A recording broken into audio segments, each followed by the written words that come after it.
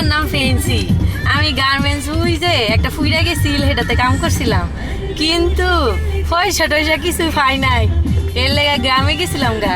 গ্রামের তো একটা লটারি ধরছি, হে দাদা গেছি একের আমেরিকাতে পরে হাই হাই গো একটা ভোটটা এক পোলারে বিয়া করছি।